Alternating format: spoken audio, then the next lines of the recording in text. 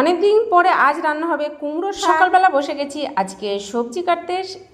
আর আজ না আমি চলে গেছিলাম বাজারে, আর বাজার থেকে এনেছি তেলাপিয়া মাছ। আমার বর দরকারে এক জায়গায় গেছে, তার জন্য আমাকে করতে হয়েছে আজকে বাজার।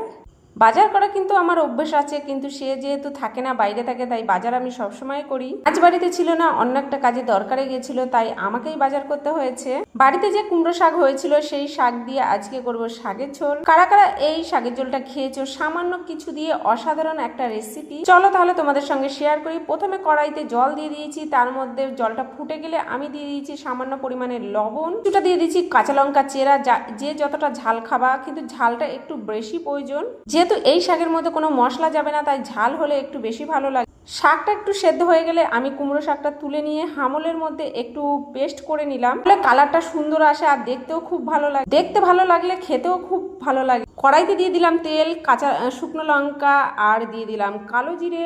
চলে গেল ফোড়নে। এরপর শাকগুলোকে আমি সম্পূর্ণ ঢেলে দিলাম। সামান্য পরিমাণে দিয়ে দিতে হবে চিনি আর কিছুটা ব্যাটার গোলানো, সেটা তোমরা যেটাই দিতে পারো। সাধারণ কিছু দিয়ে অসাধারণ একটি রেসিপি, এটা খেতে কিন্তু ভীষণ ভালো লাগে।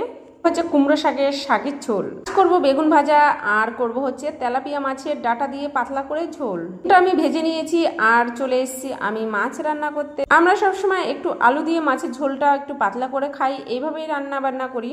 আর যেহেতু গরম পড়ে গেছে, তাই পাতলা ঝোল খাওয়াটাই অনেকটাই ভালো, শরীরের পক্ষে অনেকটাই উপকারী। দেখো আমি কি পরিমাণে ঘেমে নিয়ে অস্থির হয়ে গেছি, সেটা তোমাদের আবার ভিডিওতে দেখাচ্ছি।